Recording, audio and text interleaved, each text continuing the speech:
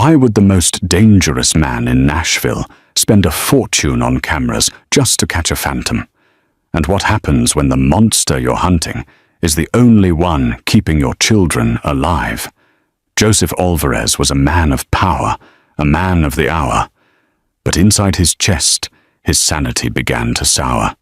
He sat in the glare with a frozen stare, watching a stranger enter his lair. The voices in Joseph's head were screaming. For weeks, and his toddlers, kept in the high-security iron cradle, had been thinning, their laughter replaced by a haunting silence. His head cook, Hilda, swore they were eating like royalty, presenting receipts for Wagyu and organic greens. But the lens doesn't lie. At 11:45 p.m., the screen flickered to life. A woman, dressed in rags and smelling of the forest, didn't reach for the jewelry safe. She reached through the cold iron bars of the nursery. Joseph's finger hovered over the alarm button, his heart hammering against his ribs. But then he saw it. His daughters weren't screaming. They were pressing their faces against the metal like starving birds. They weren't afraid of the shadow. They were desperate for her. In that flickering blue light, the Mad King realized the real villains weren't climbing over his fences. They were already serving him dinner. The monitors never slept. 12 of them, arranged in a grid above the mahogany credenza, like the compound eyes of some mechanical insect, cycled through the grounds of the Alvarez estate every 4 seconds, casting the study in a cold, restless blue. Joseph sat beneath their glow the way other men sat beneath cathedral ceilings. Not comforted, just small. Nashville's late spring pressed warm and sweet against the windows, honeysuckle riding the Tennessee breeze from the tree line, but inside the study, his glass of Blanton's sat untouched on the corner of the desk. The ice had long since surrendered. The voice came first as a frequency. Not words, never quite words, but a vibration behind the left ear, like a finger dragged along the rim of a crystal glass just out of sight. Joseph pressed 2 tattooed fingers against his temple. At the ink there, a faded compass rose that a man in Memphis had needled into his skin 11 years ago, had blurred at the edges the way old truths tend to do. You are being watched. He knew the voice wasn't real. His physician in Brentwood, a careful man with careful eyes, had explained it twice using a diagram, and once using a metaphor about faulty radio receivers. Joseph had nodded both times and increased his security detail the following morning, understanding a thing and believing it were separate countries, and he had never held a passport for the second one. He pushed back from the desk and stood, 6'2" of tailored black wool and barely contained unease, moving to the window the way caged animals move to the corner, not for comfort, but for the illusion of a wall at their back. The grounds stretched out below, floodlit and manicured, the iron perimeter fence cutting a hard line against the dark tree belt that ran along the property's northern edge. Somewhere in those woods, something rustled. A deer, probably, or the wind reshaping itself through the cedars. Probably. He had built this place to be impenetrable. 3 acres in a gated enclave off Old Hickory Boulevard, full perimeter fencing, a security team that rotated in 8-hour shifts, and a residential wing for his daughters that his lieutenant, Calvin Perez, had quietly taken to calling the Iron Cradle. Though never within Joseph's hearing, the name had reached him anyway. Names always did. Rosalind was 3. Camille had just turned 2 in February, the birthday cake a small mountain of vanilla frosting that she had pressed her entire face into while the staff applauded. He kept that image like a pressed flower between the pages of a book he rarely opened, or his daughters were the one frequency that had never distorted. But lately the image had started to feel thin. He had noticed it first 2 Sundays ago, during the brief window each morning when he was permitted in his own house, to visit the girls before their nap. Rosalind had reached for him from her cot, and her wrist had looked so narrow inside his grip. Like a sparrow bone. He had told himself it was the light. If the iron cradle's windows faced north, and the morning light in there had a grey, diluting quality that made everything look washed out. He had told himself that 4 more times since. The voice behind his ear didn't believe him. Hilda Fernandez had been managing the household kitchen for going on 3 years, brought in from a private estate outside of Savannah, Georgia, with references that read like a culinary award ceremony, while she ran the food budget with the precision of a federal accountant and the authority of a woman who knew exactly how much she was worth. Every week she presented Joseph with a printed menu, color-coded, laminated, absurdly detailed, and every week he initialed it without reading past the first line, because the effort of caring about pureed butternut squash felt like one demand too many for a man already fighting a war inside his own skull. He trusted her. He trusted his whole staff. That was, he had come to understand in the last few sleepless days, the specific shape of his vulnerability. Rosalind's wrist, Camille's cheekbones, suddenly visible where they hadn't been in March. Joseph turned from the window. The monitors cycled. The northern tree line appeared on the center screen for exactly 4 seconds, dark, dense, unreadable, before the feed rotated away to the front gate. He watched the empty frame where the woods had been, at that nagging frequency, humming steadily behind his left ear. His daughters were thinning. His kitchen budget was swelling. And somewhere between those 2 facts lived a truth he hadn't yet been able to see. Tomorrow, he decided, he would call Calvin. Not about the staff. Not yet. About cameras. 41 of them. Hilda Fernandez arrived at precisely 9 o'clock, the way she always did. Not a minute early, never a minute late, as though punctuality itself were a form of dominance. She knocked twice on the study door with the back of one knuckle, a sound like a judge's gavel, and entered before Joseph had fully answered. She was a compact woman, somewhere in her mid-50s, with silver-streaked hair pinned so tightly against her skull that it seemed to pull her expression into a permanent state of composed authority. She carried the leather portfolio under her arm, the way a prosecutor carries evidence. Unhurried, certain of the outcome. Mr. Alvarez. She set the portfolio on the edge of the desk and opened it with the practiced ease of a woman who had performed this ritual dozens of times. This month's menu plan and itemized grocery statement. Joseph looked at the papers without touching them. The top sheet was laminated, as always, color-coded in soft greens and golds, fonts chosen for legibility, as a small decorative border running along the margin that he suspected she added specifically to make the numbers feel less like numbers. The monthly total sat at the bottom right corner, printed in bold. $9,840. He let that figure settle in his chest for a moment before he spoke. Tell me about the girls' meals. Hilda's expression did not flicker.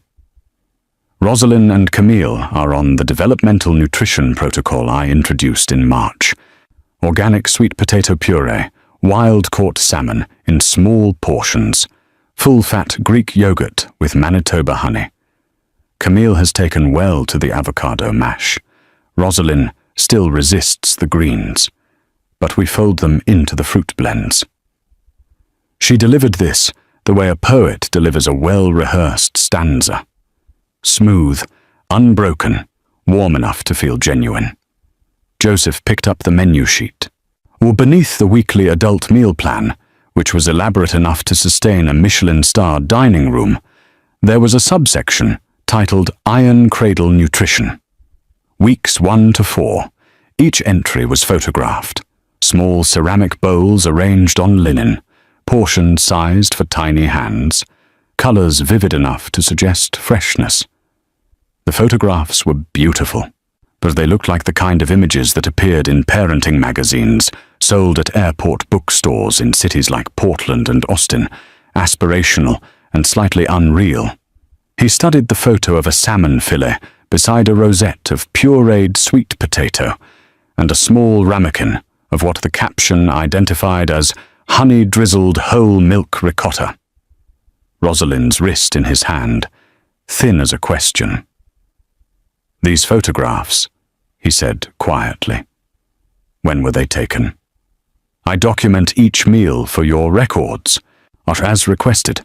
Hilda folded her hands at her waist. "I began the practice in January."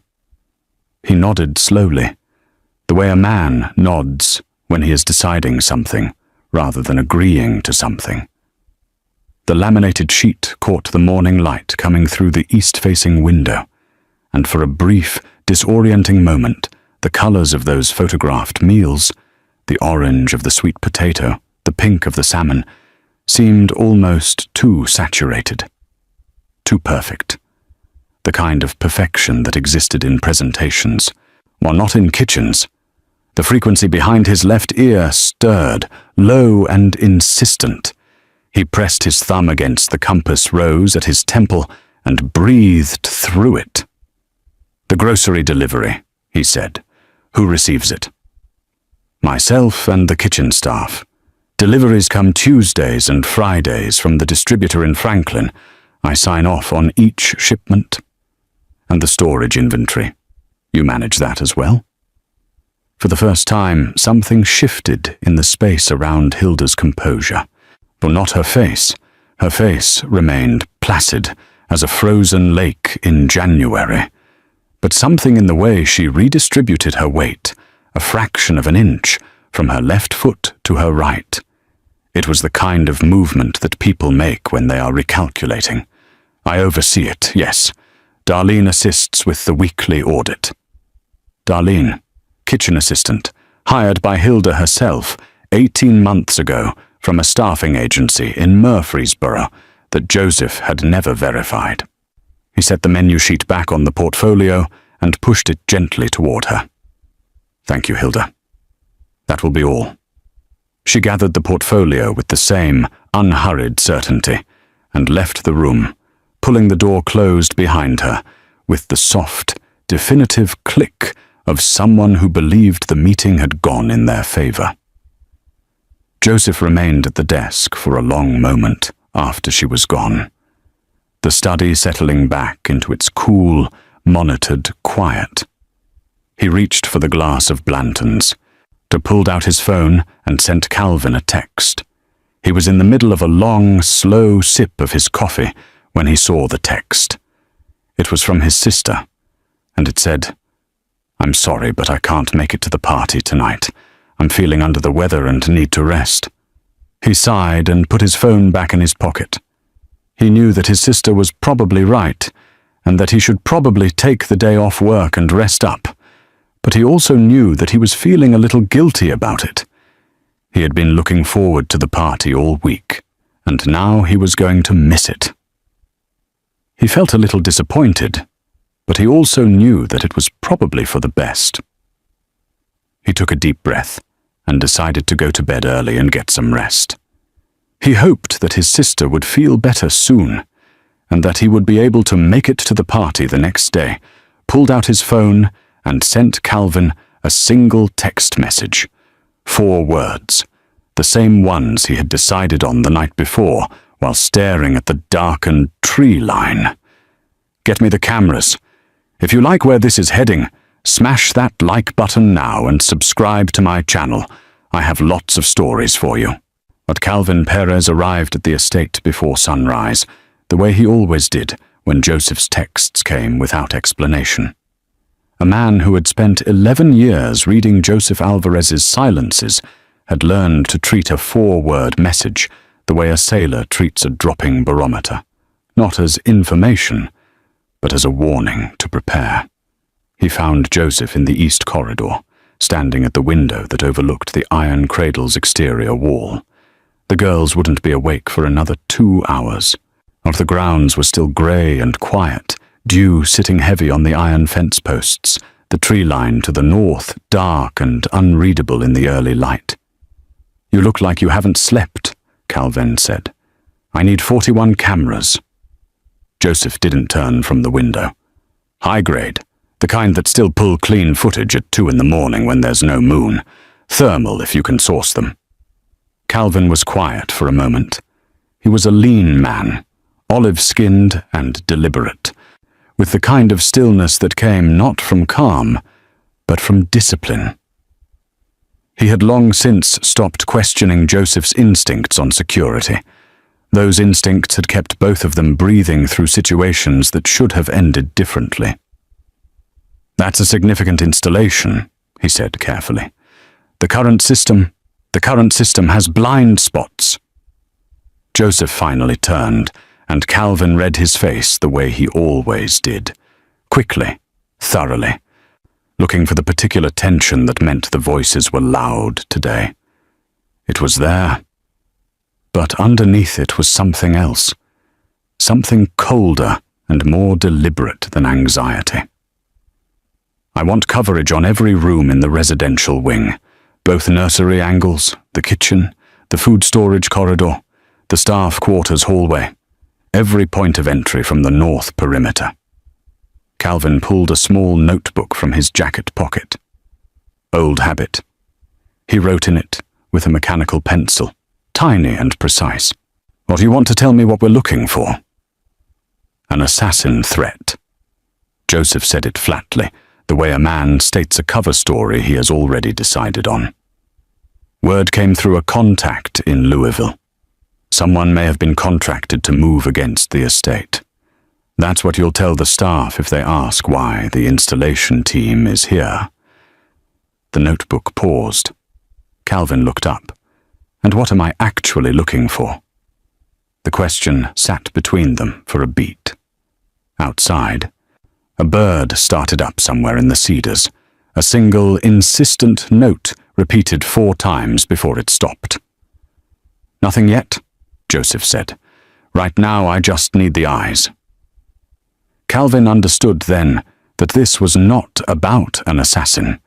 He had known Joseph long enough to recognize the particular quality of a problem that Joseph was not yet ready to name. Some truths needed to be seen before they could be spoken. He wrote a figure in his notebook, circled it, and closed the cover. "I know a team out of Knoxville, private contractors, bonded. They've done sensitive installations before. They can be here by Thursday." "Wednesday, Wednesday," Calvin repeated, without argument. "I'll need a layout of every room you want covered." Joseph handed him a folded sheet of paper he had already prepared. Floor plan of the entire residential wing, marked in red pen, angles notated in the margins in his cramped, deliberate handwriting. Calvin unfolded it, scanned it, and noticed that the iron cradle had 4 separate camera positions marked, more than any other single room in the house. He said nothing about that. "No one on staff knows the real count," Joseph said. "Not the number, not the placement, not that the footage feeds here." He gestured toward the study behind him. "If anyone asks, the installation is external perimeter only. Threat response protocol. Standard." "Understood." "Calvin." Joseph's voice dropped, not in volume but in register, the tone he used when something actually mattered. "No one, not Darlene, not the gate team, nobody." The name Darlene was not one Joseph typically mentioned directly. Calvin filed that detail away without expression. "No one," he confirmed. After Calvin left, Joseph returned to the desk and sat for a long time without moving. The monitors cycled overhead, the same blind rotation they had always run, and he watched the north tree line appear and disappear in its 4-second window with the patience of a man who had finally decided to stop guessing and start knowing. Wednesday felt very far away. He opened the desk drawer and removed the folder he had built over the past 3 days. Grocery receipts, delivery logs, a printed photograph of Camille's birthday cake, beside a more recent photo he had taken quietly on his phone. The difference between her face in February and her face last week. Or he set the two images side by side and left them there in the blue light while Nashville woke up around him. The Knoxville team worked without conversation, which Joseph appreciated. They arrived Wednesday morning in an unmarked white van, 4 men in grey coveralls who moved through the estate with the efficiency of surgeons, drilling, mounting, running cable through wall cavities with a tidiness that left no visible seam. By 6 in the evening, they were gone. And by 7, Joseph was seated at the desk in his study, facing a newly expanded monitor grid that made the old one look like a child's attempt at surveillance. 41 feeds, every angle, every corridor, every shadow. He sat with a legal pad and went through them methodically, the way he approached everything that mattered, room by room, angle by angle, checking coverage overlap, identifying any remaining blind spots, and noting them in the margin. The iron cradle appeared on 4 screens simultaneously, each from a different quadrant. He spent longer on those 4 than on all the others combined. The girls were asleep by the time the system went live. Rosalind curled on her side, one small fist tucked beneath her chin. Camille flat on her back the way she always slept, arms flung wide, like she was trying to hold the whole cot. While watching them through the monitors produced a feeling in Joseph's chest that he had no adequate word for. Something between relief and a grief he couldn't yet locate the source of. He poured 2 fingers of Blanton's and settled in to wait. The first 3 nights produced nothing unusual. Staff moved through their routines with the unremarkable rhythm of people who believed they were not being watched. Hilda locked the kitchen at 9:15 each evening. Darlene took her break at 10, standing at the side entrance for 12 minutes with her phone and a cigarette. The gate team rotated on schedule. The north tree line sat dark and still and gave nothing away. On the 4th night, at 11:43, camera 37 moved. Not the camera itself, the motion sensor attached to it, triggered by movement along the northern fence line where the estate's boundary met the tree belt. Joseph had been half watching, his eyes heavy with the accumulated debt of 4 poor nights of sleep, when the feed indicator pulsed amber and pulled his attention to the upper left quadrant of the grid. He straightened in the chair. A figure emerged from the tree line slowly, with the particular caution of someone who had learned to read a space before entering it.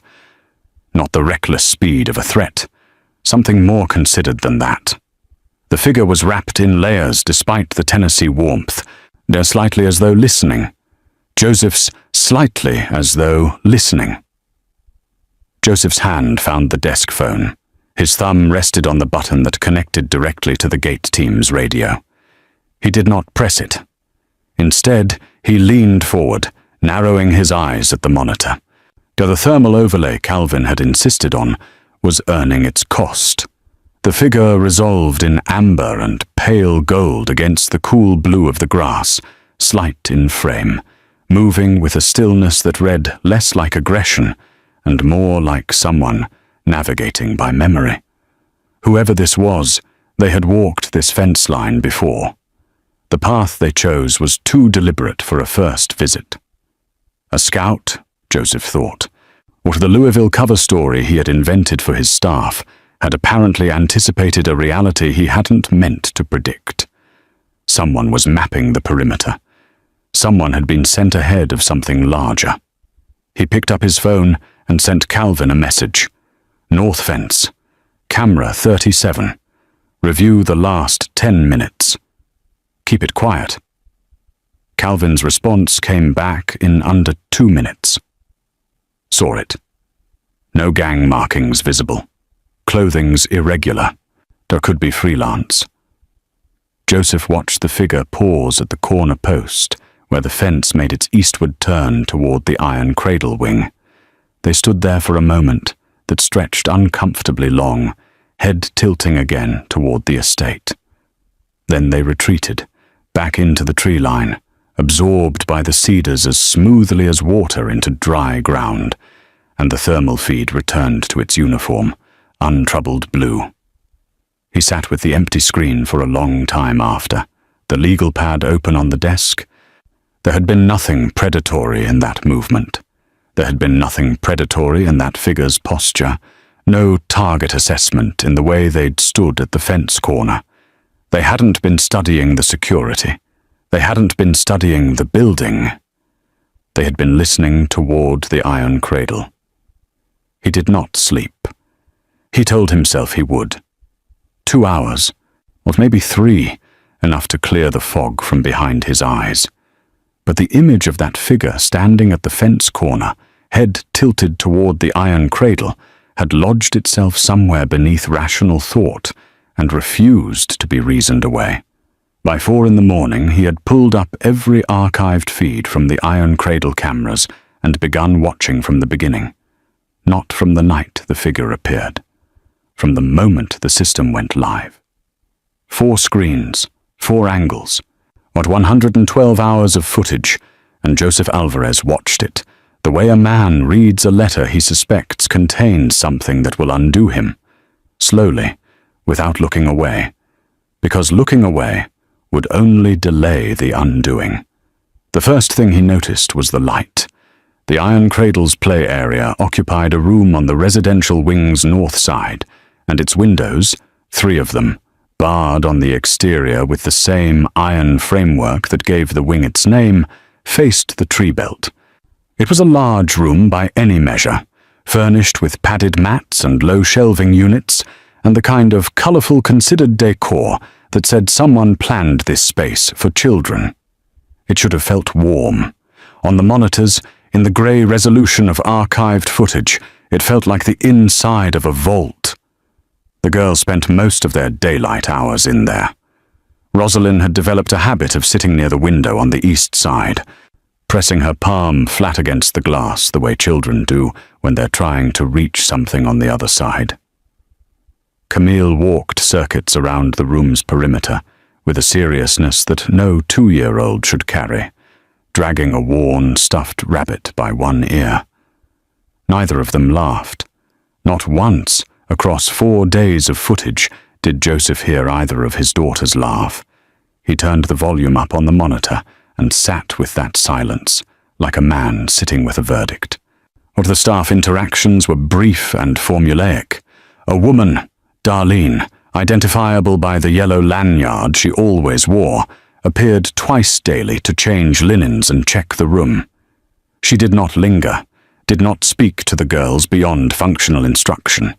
The interactions lasted 4 minutes on average, and when Darlene left, Joseph watched her close the door behind her, and, on the exterior camera angle, heard the unmistakable sound that he had been unconsciously bracing for. The lock engaging. He played it again, and again. 4 different days, morning and afternoon, Darlene leaving the iron cradle, pulling the heavy door shut, and the bolt sliding home from the outside. Joseph set down his glass very carefully on the desk. The iron cradle had been designed with a locking mechanism on the exterior. He knew that. He had approved the security specification himself, the logic being that the room needed to be securable against external threat. An intruder, a breach, a scenario where the girls needed to be sealed inside for their protection. The lock existed as a last resort, a feature of crisis, not of routine. On the footage, it was routine. He rewound to a Tuesday morning, 9:47. Rosalind was standing at the door, small hand flat against it, pressing in that particular way that meant she wanted it to open. She stood there for 6 minutes. Joseph watched her count the time in the corner timestamp, his jaw tightening with each passing minute. But after the 6th minute, Rosalind lowered her hand and walked back to the window. She sat down beside the glass, pressed her palm against it instead, and stared out toward the tree line. The tree belt. The same direction the figure had been listening from. Joseph pushed back from the desk and stood, needing to put distance between himself and the monitors without being able to actually leave them. He walked to the window, then back. The frequency behind his left ear was not a voice tonight. It was something simpler and more brutal. A pressure, steady and insistent. The sensation of something enormous trying to get through a very small opening. His daughters were being locked in. Not at night. Not during threat scenarios. During the day, while Nashville went about its ordinary business, and Hilda Fernandez prepared her laminated menus, and Calvin Perez managed the gate rotation, and Joseph himself sat in this study managing an empire of iron. His daughters were being locked into that north-facing room. He thought about Rosalind's hand against the door. 6 minutes. Then her hand against the window, reaching both times for something on the other side. Joseph returned to the monitors, pulled up the north exterior camera, went and stared at the tree line in the early grey of morning. Whatever was in those woods, his daughters already knew about it. He almost missed it. The timestamp read 11:41 when Joseph's eyes, heavy with 6 straight hours of footage review, nearly closed for the last time. He had been cycling through the north exterior feeds in sequence, watching the tree line with the methodical patience of a man who had already decided that patience was the only tool left to him. The Tennessee night on the monitor was still and moonless, the thermal overlay painting the grass in cool, uniform blue. Then the amber bloom appeared at the tree line's edge. He sat forward so quickly the chair groaned beneath him. She moved the same way she had 4 nights ago, low, deliberate, reading the space before committing to it. But tonight she was closer than before. Tonight she was carrying something. The thermal feed rendered it as a warmer pocket of color cradled against her midsection, both arms curved around it, the way a person carries something they cannot afford to drop. She crossed the open ground between the tree line and the fence with a steadiness that suggested she had mapped the distance in daylight, had counted her steps, had decided exactly how far she could go and where she needed to stop. She stopped at the north-facing window of the iron cradle. Joseph's hand was on the desk phone. He did not pick it up. On the interior camera, angle 3, the one mounted in the northeast corner, he watched Rosalind stir in her cot. Not the gradual surfacing of a child waking from deep sleep, but the immediate, purposeful alertness of someone responding to a familiar signal. Rosalind sat upright, swung her small legs over the side of the cot, and padded across the padded floor toward the window, with a certainty that hit Joseph somewhere beneath the sternum like a closed fist. She had done this before. Camille was awake seconds later, the stuffed rabbit dragging behind her as she crossed to the window and pressed her face against the glass beside her sister. Both girls, cheeks flattened gently against the pane, looking out into the dark toward the figure at the fence. On the exterior feed, the woman reached into the bundle she carried and produced something. A bowl, small and metal, the kind sold at camping supply stores in Chattanooga and Asheville. She worked with the efficient economy of someone accustomed to having neither time nor abundance to waste. A spoon appeared. She stirred whatever was in the bowl once, twice, and then, with a gentleness so deliberate it seemed almost ceremonial, she reached through the iron bars of the exterior window frame. What the window itself was latched from inside. The bars were not enough to stop a hand. A bowl small enough, angled carefully, could pass between them. Rosalind unlatched the window. Joseph had not known she could do that. His 3-year-old daughter, whom he had believed safely sealed behind glass and iron, had learned to work the interior latch. Had been doing so at 11:40-something in the evening, while the staff slept, and the gate team watched the front perimeter, and Joseph himself had been staring at laminated menus without reading them. He watched Rosalind take the bowl through the bars with both hands, watched Camille press close beside her. The woman outside remained at the window, kneeling now, her face at the level of the bars, speaking to them in what the exterior microphone picked up as a low, continuous murmur. It had ever been spoken to a frightened child, had ever been spoken to a frightened child in the dark. "It's all right. I'm here. Eat." The girls ate, passing the spoon between them in the way children share when sharing has become instinct rather than instruction. Whatever was in that bowl disappeared in under 3 minutes, not because the portions were generous, but because the hunger was not. Joseph set the phone down. The frequency behind his left ear had gone entirely quiet for the first time in weeks. In its place was something he had no clinical name for, a pressure behind the eyes that had nothing to do with anxiety, and everything to do with the specific, terrible clarity of finally seeing a thing you had been circling for a long time without knowing it. A woman with no roof over her head in the woods bordering his estate in Nashville, Tennessee, who had been scavenging food and carrying it through the dark to feed his daughters through iron bars, because she had heard them crying from the forest edge, and no one else had come. He looked at the 2 photographs still sitting on the corner of his desk. Camille in February, Camille last week. Then he looked at the screen, where the woman outside was slowly gathering her empty bowl and rising to leave, already folding herself back toward the darkness she had come from. That he finally understood what his daughters had known for weeks. She was not the danger. He waited until morning. Not because he needed time to decide.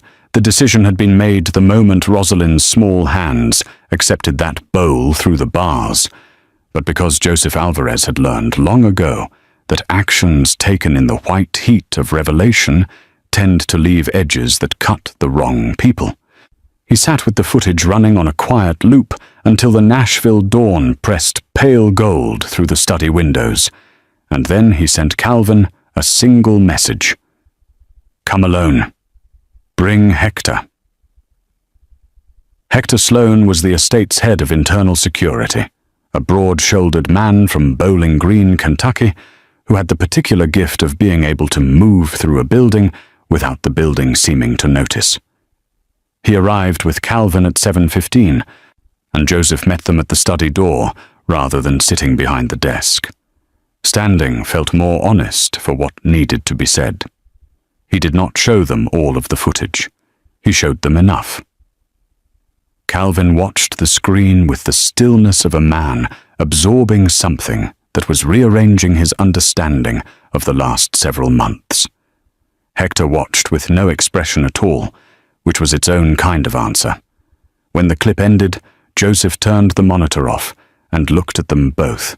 "Or Hilda's quarters," he said. "Her office, the kitchen storage and the cold rooms, every inch. I want documentation before anything is moved." Calvin nodded once. "Timeline?"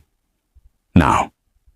They were methodical about it, which was what Joseph had needed from them. Hector photographed each room in sequence before touching anything, a practice Joseph had insisted on years ago for reasons that had always been professional and were now deeply personal. The documentation would matter later. He needed to see the shape of this thing in full before he decided what to do with it. Hilda's private quarters were in the East Wing staff corridor, a well-appointed suite that Joseph now recognized, with the particular vision that comes after revelation, was far better furnished than any household position warranted. A sitting room, new curtains, an oak writing desk that had not come with the estate, small indicators, each one unremarkable in isolation, or that assembled into a pattern he should have read months ago. Calvin called him at 7:53. "You need to come down here." The writing desk's lower drawer was locked. Hector had the lock open in under 40 seconds, and what Joseph found inside was not subtle. Bundled currency, sorted by denomination, the kind of organized accumulation that spoke of a system rather than opportunism. Calvin had already begun counting while Hector photographed. The total, when Calvin read it out, which was just over $14,000, cash that had no explanation consistent with a head cook's salary. But it was the cold storage room that stopped Joseph completely.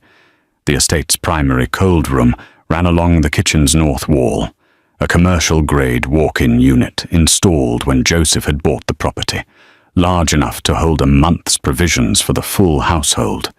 He had never had reason to inspect it personally. That, he understood now, had been precisely the point. Hector pulled the handle, and the door swung open on a wave of cold air that carried with it a smell that answered every question before a single light was switched on. The fluorescent tubes flickered to life above shelving units, stacked with vacuum-sealed packages and labeled containers, and Joseph stood in the doorway and looked at what $9,840 a month had actually purchased. Wagyu beef, still in its butcher's packaging, dates running 3 and 4 weeks past. Organic produce reduced to dark liquid in its sealed bags. A whole side of salmon from a distributor in Portland, Oregon, bloated and discolored beneath its plastic wrap. Jars of imported honey, bottles of cold-pressed oil, wheels of cheese from a Vermont creamery, all of it purchased, logged in Hilda's meticulous records, presented in her laminated menus as meals served and consumed. None of it had ever been opened, but it had been bought to justify the budget and left here to rot while the receipts went into the portfolio, and the portfolio went onto Joseph's desk, and Joseph initialed the bottom line without reading past the first page, because the voices in his head had made concentration feel like running uphill in wet clothing. She had known exactly which weapon to use against him. Calvin appeared at his shoulder and said nothing for a moment, both of them standing in the cold, chemical light, looking at the evidence of a theft conducted not in one bold act, but in 1,000 small ones, each one banked on the assumption that Joseph Alvarez was too fractured to look closely. "How long?" Joseph asked. Calvin exhaled slowly. "Based on the expiration dates on the earliest packages?" He paused. "At least 14 months." 14 months. Rosalind had been barely 18 months old 14 months ago. Camille had been newly walking. Joseph turned and left the cold room without another word, the door swinging shut behind him on all of that ruin, and walked back toward the study, where 41 monitors waited with the patience of things that had seen everything and forgotten nothing. Tomorrow, the staff would be summoned. He had the dining room table set. That was the detail that Calvin would remember afterward. Not the confrontation itself, not the footage, not the faces of the staff when they understood what was happening, but the fact that Joseph had asked for the table to be laid properly. Placemats, water glasses, the good chairs pulled out and arranged with their backs to the wall-mounted television screen, as though this were an ordinary morning, as though everyone had simply been invited to breakfast. They arrived in ones and twos, beginning at 8 o'clock, summoned by a house-wide notification that Mr. de Alvarez requested the full residential staff in the dining room before their shifts began. 7 people in total. Darlene came in with her yellow lanyard and took a seat near the window without meeting anyone's eyes. The 2 gate staff who overlapped into domestic duties came together and sat together. The groundskeeper from the south lawn, the laundry attendant, and finally, at 3 minutes past 8, Hilda Fernandez, who entered the dining room the way she always entered every room, with the leather portfolio under her arm and the expression of a woman who had already decided how the meeting would conclude. Joseph was standing at the far end of the table when she came in, not seated. Standing with both hands resting on the back of the chair at the table's head, his jacket on, his posture carrying that particular quality of stillness that the people who knew him had learned to read correctly. Calvin stood near the doorway to the kitchen corridor. Hector was positioned at the room's other exit with the practiced neutrality of someone whose presence alone was intended to communicate that exits were not currently a practical option. Hilda took a seat, placed the portfolio on the table in front of her, with its familiar, composed certainty.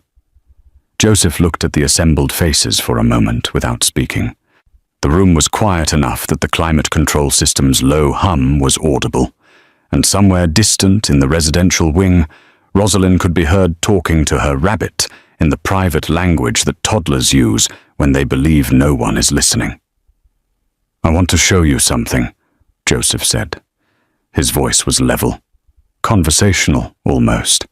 Nor he reached for the remote on the sideboard, and the wall-mounted television behind him came to life, a 72-inch screen that normally displayed the estate's external camera grid during security briefings. Today it displayed a single feed, already queued, already paused at the 11:41 timestamp from 3 nights ago. He pressed play. The room watched, and the thermal footage resolved into something clearer than thermal once he switched to the standard night vision feed. Pearl Jenkins emerging from the tree line, moving to the iron cradle window, the bowl held against her body. The audio came through the dining room speakers with quiet fidelity. The low murmur of a voice speaking to frightened children in the dark. The small, urgent sounds of Rosalind and Camille eating. Joseph watched the staff watch the screen. Darlena's hand, resting on the table, slowly closed into a fist and did not open again. One of the gate staff leaned forward, then seemed to think better of it, and sat back. The groundskeeper, a decent man from Gallatin who Joseph had never had cause to question, looked at the table in front of him with the expression of someone who wished they had called in sick. Hilda watched the footage with no visible change in expression whatsoever. That, more than anything else, was its own kind of answer. When the clip ended, Joseph set the remote down. "A woman with no home and no resources heard my daughters crying from the woods at the edge of this property," he said. "She scavenged what she could find. She carried it here in the dark, on foot, and fed them through the bars of a window, because the door was locked from the outside, and no one on this staff thought that required explanation." He paused. The room held its breath. "The cold storage room has been photographed and inventoried, or Hilda's desk has been photographed and inventoried." He said this without emphasis, without escalation, the way a man reads a balance sheet. "Those records are documented." He straightened from the chair back and adjusted his jacket, looked at Hilda one final time. She met his gaze with an equanimity that he recognized now for what it always had been. Not composure, but the practiced blankness of someone who had spent 14 months betting against his ability to see clearly. She had lost that bet. "Hector will speak with each of you individually," Joseph said. "Those whose involvement goes beyond negligence will hear from my attorneys. Those whose involvement was negligence alone," he let that word carry its full weight, "should consider this morning their last on this property." He walked out of the dining room without raising his voice once. The portfolio sat on the table where Hilda had left it, laminated menu face up, the colors still vivid, at the portions still perfect, the meals still describing a version of this household that had never existed anywhere except on paper. Calvin found Joseph in the study 10 minutes later, standing at the window facing the northern tree line. The woods were bright with late morning sun, the cedar branches moving in a slow Tennessee wind. "It's done," Calvin said. Joseph nodded, eyes still on the trees. "Then get me a coat. I'm going to take a walk." The woods were deeper than they looked from the window. Joseph had walked the estate's perimeter dozens of times in the years since he'd bought the property, always along the fence line, always with purpose and direction, and at least one other person within shouting distance. Walking into the tree belt itself was different. The cedar canopy closed overhead within 20 feet of the boundary. but pulling the temperature down by several degrees and replacing the estate's careful, managed quiet with a wilder kind of silence. Birds, wind in the upper branches, the soft give of the ground underfoot, where the roots had been working through the Tennessee soil for decades without anyone's permission. He had pulled the coordinates from Camera 37's motion history. The figure always emerged from the same general quadrant, northwest of the iron cradle window, which suggested a camp or a shelter established with the same deliberate spatial logic that Pearl Jenkins brought to everything else he had observed her do. He found her in under 15 minutes. She had made her shelter in a natural hollow between 3 old cedars, using salvaged materials with an ingenuity that stopped him at the tree line of the small clearing.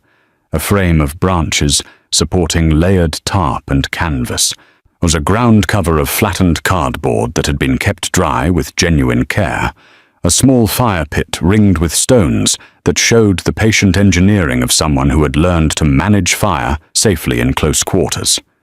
Beside the pit sat a collection of foraging containers, cleaned and sorted, a folding camp knife, a worn paperback with its spine broken in 3 places. Pearl Jenkins was sitting on an upturned crate outside the shelter when Joseph stepped into the clearing, and she saw him the same moment he saw her. No dramatic startle, no flight response, just a very still woman in her late 40s making the immediate, accurate assessment of her situation. Her face was weathered in the particular way that came from years lived outdoors in genuine exposure rather than recreation. Her eyes, dark and direct, moved from Joseph's face to his hands and back again, with the alertness of someone who had learned to read the difference between a threat and a person. Joseph stopped at a respectful distance and said nothing for a moment, letting her read him the same way she had read the estate grounds before approaching, carefully, on her own terms. "I've seen you on my cameras," he said. "Every night for the past 3 weeks. Before that too, I think." Pearl Jenkins looked at him steadily. "I heard them crying." Her voice was unhurried, carrying a low Georgia cadence that hadn't been entirely lost to years of displacement. "Heard it from the tree line. First time I thought it was an animal. Second time I knew it wasn't." Joseph absorbed this without responding immediately.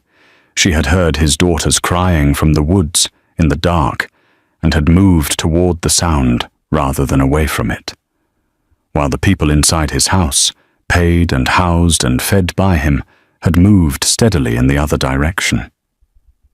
"What were you feeding them?" he asked. "Whatever I could find that was safe." No defensiveness in it, just fact. "Oat mash, mostly. Now foraged when I could. Blackberries are good this time of year, this far into Tennessee. Sometimes rice I'd stretch from the food bank in Brentwood. Your little one, the older one, she likes it sweet. I started adding a little wild honey when I could find it." Rosalind, she liked it sweet. Joseph had not known that about his own daughter. He looked at this woman in her cedar hollow, with her clean containers and her carefully managed fire, and felt the full accumulated weight of everything the past 2 weeks had revealed settle into permanent clarity. Pearl Jenkins had built a life in these woods with the same methodical competence that he had brought to building an empire, and she had spent a portion of that life caring for his children out of nothing more than the conviction that a crying child in the dark required a response.